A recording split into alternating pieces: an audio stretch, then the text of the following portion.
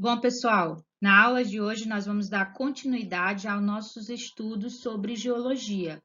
Aqui nós já vamos trabalhar mais a parte externa, a litosfera.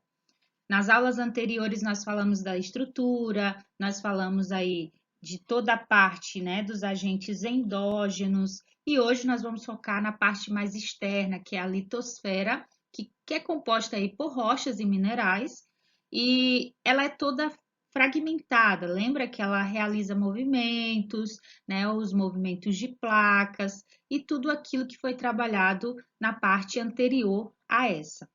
Hoje nós vamos falar sobre o ciclo das rochas, quais rochas nós temos, né, e o que são os minerais e a importância deles, certo? Então, observa aqui essa imagem, nós temos uma foto de um dos minerais mais encontrados na superfície terrestre, que é o quartzo, tá? Os minerais, gente, olha só o conceito que nós podemos dar aos minerais. Os minerais são compostos químicos inorgânicos. Professora, por que a senhora grifou aí inorgânico? Bom, os minerais, eles têm uma parte da geologia que estuda só a questão dos minerais, que é a mineralogia. Os minerais, eles são resultado da interação de processos físicos e químicos desde o processo de formação da estrutura terrestre como um todo, ou seja, eles se formaram a partir da acreção, né, do resfriamento, cristalização e a segregação dos elementos químicos. Então, vamos lembrar que nesse processo de cerca de 4,6 bilhões de anos, os materiais, né, que tinham composição química mais pesados, né, foram para o interior e os materiais mais leves ficaram na parte mais externa. Então, aqui a Terra também sofreu chuvas torrenciais, o atingimento de meteoros, né, meteoritos e tal. E nesse processo de formação da Terra é que eu vou ter aí as condições geológicas que vão fazer com que haja aí a formação e a separação dos minerais. Esses minerais, eles são encontrados dentro das rochas, tá? É um agregado, as rochas são agregados de minerais e eles vão ter estrutura molecular bem definida, ou seja, não é indefinida no sentido de ter mais ou menos uma, é bem definida a composição química, tá? Os minerais também apresentam estrutura cristalina, embora tenham algumas, dentro da mineralogia, tem algumas exceções, né? A gente pode classificar como mineraloides, que são o mercúrio, a água, né? Até o próprio carvão mineral. Eles possuem estrutura tridimensional, como vocês estão vendo, e periódico de átomos. Ou seja, devido a toda essa formação dos minerais, eles são classificados como recurso natural não renovável. Não é que eles não se renovariam, mas todo o processo de formação deles, o homem não consegue, digamos, repor na natureza, e eles têm milhões e milhões de anos de formação. Então, a gente está trabalhando aí a questão do tempo geológico, certo? Então, vamos lembrar que os minerais, eles são importantes, são muito utilizados, principalmente na construção civil, né, em tudo que nós utilizamos na indústria, e é um dos assuntos assim mais interessantes que nós temos dentro da geologia. Claro que não precisa você adentrar tanta parte específica, porque eles podem ser classificados de diversas maneiras, nós vamos ver as partes mais importantes que caem em geografia, né, no Exame Nacional do Ensino Médio. Os minerais, eles podem ser classificados basicamente em metálicos e não metálicos. Aqui eu botei alguns exemplos, gente, mas tem muitos, muitos exemplos que nós podemos citar. Inclusive, os minerais, eles somam-se mais de 5.000 aí estabelecidos, né? Mas vamos lá para os principais aqui. Os minerais metálicos, eles contêm em sua composição elementos físicos, deixa eu grifar aqui, eles vão ter elementos físicos e químicos de metal, né? Parece óbvio, mas eu vou ter aí o que isso quer dizer. Quer dizer que eles possibilitam uma razoável condução de calor e eletricidade. Olha só que importante. Então, o que que nós vamos ter como exemplo dos minerais metálicos? Eu vou ter o ferro, eu vou ter o alumínio, eu vou ter o cobre, tá? Minerais metálicos possuem em sua composição elementos físicos e químicos de metal, que têm uma razoável, uma boa condução de calor e eletricidade. Já os minerais não metálicos são os que não contêm em sua propriedade, né, o metal. E aí nós vamos ter como exemplo aqui, ó, o diamante, você vai ter a foto aqui, respectivamente, tá? O calcário, a areia, são exemplos aí, né, o arenito, de que nós não vamos ter o metal nesse tipo de mineral, certo? O que seriam as rochas, então? Falamos que os minerais, né, são compostos químicos com formação cristalizada, né, tridimensional, composição química, né, totalmente formada. Agora nós vamos falar das rochas. As rochas, pessoal, resumidamente, aqui eu tenho um conceito, mas resumidamente as rochas compõem a litosfera. A litosfera, a parte externa da superfície terrestre, é composta por rochas, constituída por rochas. E essas rochas, elas vão apresentar dentro de sua estrutura os minerais. Então, as rochas são aí agregados, né, sólidos que vão formar aí a litosfera. E dentro dessas estruturas que naturalmente são constituídas por minerais, né, eu também vou encontrar aí a formação de mineraloides. O que seriam esses mineraloides? São formações aí, digamos, não chega a ser um mineral porque não tem a forma cristalina, não tem uma composição química suficientemente uniforme para ser considerado um mineral, como por exemplo o mercúrio, carvão mineral, tá? Os mineraloides, eles não são, né, considerados minerais, mas tiveram um processo inicial de formação, mas não chegaram a se completar.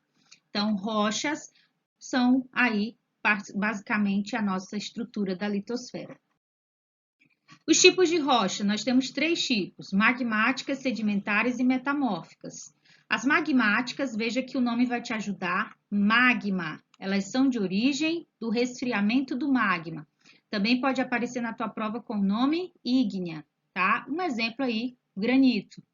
Sedimentares, olha como a palavra te ajuda. Sedimentos, elas são resultado do acúmulo e compactação de sedimentos vindos de outras rochas, né?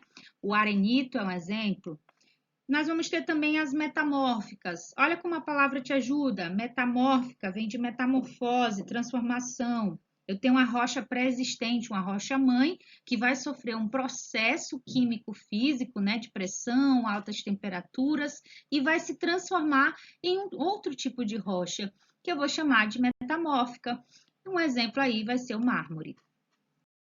Olha só, aqui falando especificamente de cada uma. Magmática, grava aí a palavra magma. Eu preciso ter o quê? Eu preciso da solidificação, né? Eu preciso da solidificação e do resfriamento do magma. E aí tem 2 tipos de magmáticas, tá? Tem uma subdivisão. Eu tenho as magmáticas extrusivas, podem também vir na prova como vulcânicas. Opa, se são vulcânicas, elas são expelidas da lava vulcânica. E o processo de resfriamento desse tipo de rocha magmática é muito mais rápido, porque ela entra em contato com oxigênio, com a umidade, né? Então, vai se resfriar muito mais rápido que o outro tipo de magmática. Então, extrusiva, grava aí a palavra, ó, de externo, tá?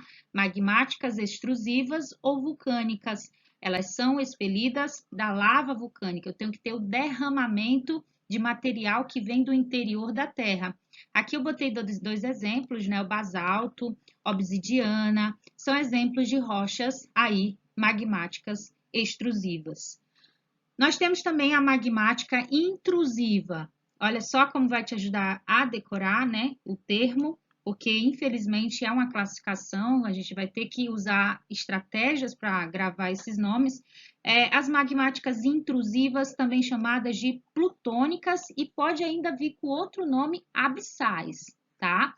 Essas rochas magmáticas, elas já não vão ter o derramamento vulcânico, não vai ter o derramamento da lava vulcânica. O que vai acontecer? Elas vão ser encontradas em áreas de fendas, fraturas no interior da Terra, tá?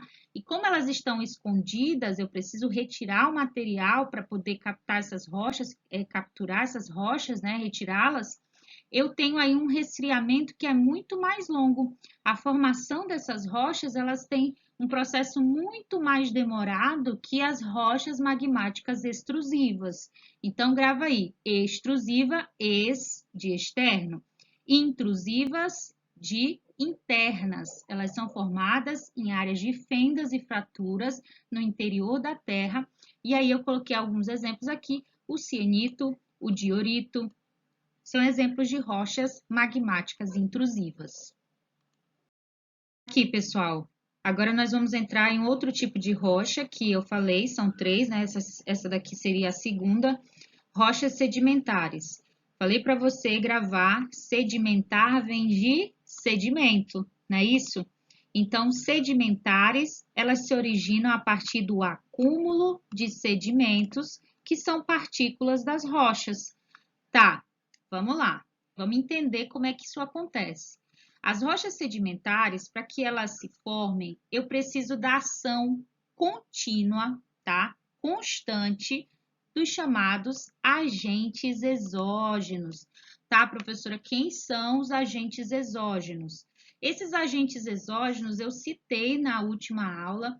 Eu tenho a chuva, eu tenho o vento, eu tenho os rios, as geleiras. Dependendo da localização geográfica dessas rochas, elas vão sofrer ao longo do tempo geológico o processo de retirada de sedimentos, né, das áreas, principalmente das áreas mais altas, e esses sedimentos vão ser carregados e transportados aí para as áreas mais baixas. Esses sedimentos, ao longo do tempo, eles vão sendo compactados, né, e vão formar rochas sedimentares. Então, para que as rochas sedimentares se formem, eu preciso de um processo que eu vou chamar de erosão e de intemperismo. Quem é que vai fazer esses dois processos aqui? São os agentes exógenos, eles vão quebrar, deteriorar, né? Vão degradar rocha ao longo do tempo geológico, vão retirar partículas de sedimentos e vão transportar esse sedimento para áreas mais baixas, que vão se compactar e formar aí rochas sedimentares. Então, exemplos aí de rochas sedimentares, o arenito, o calcário, né, são exemplos desse tipo. Outro tipo de rocha que a gente precisa falar é as rochas metamórficas.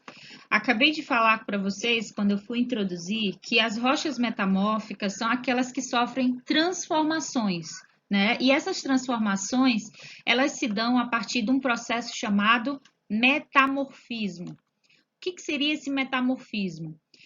As rochas vão ficar aí sobre altas pressões e altas temperaturas e vão sofrer aí uma transformação química e física.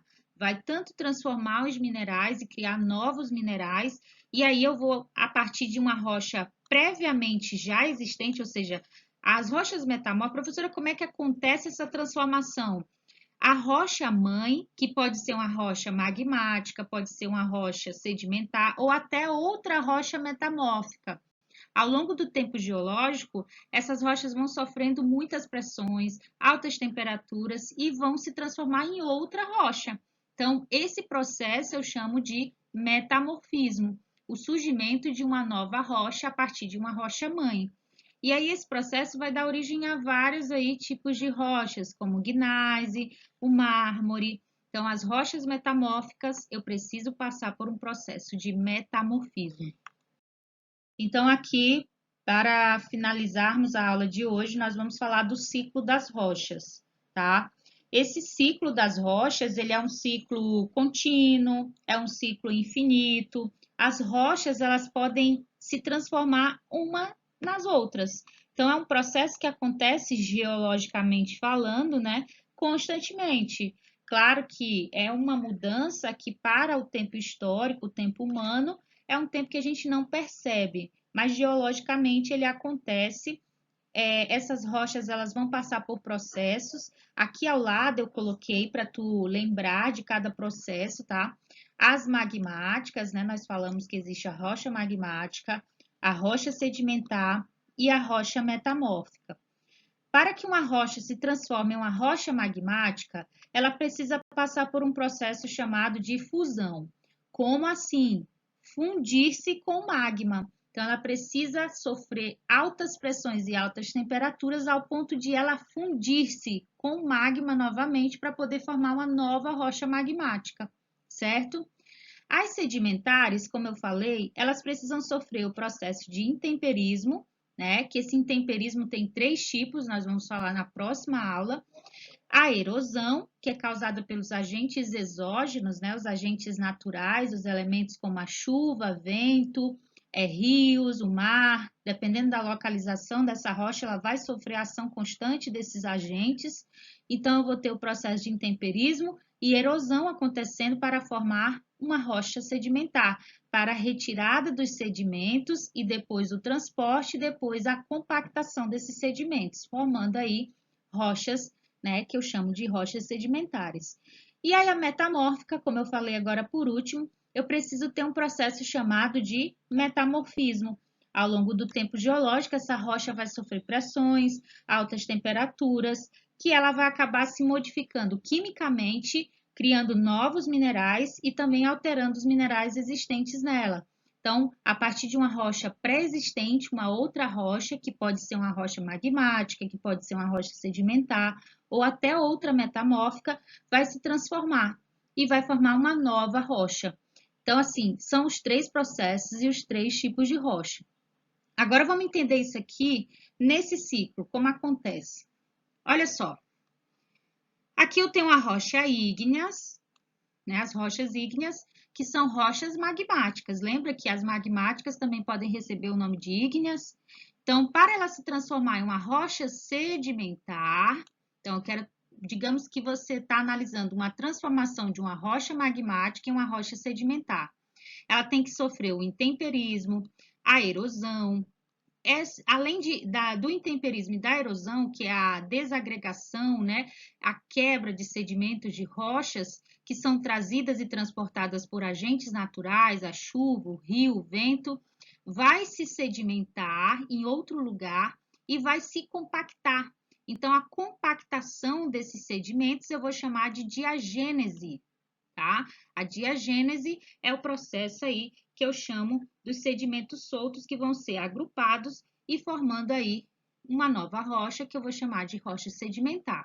Então, para essa rocha se transformar em uma rocha sedimentar, tem que passar por todos esses processos.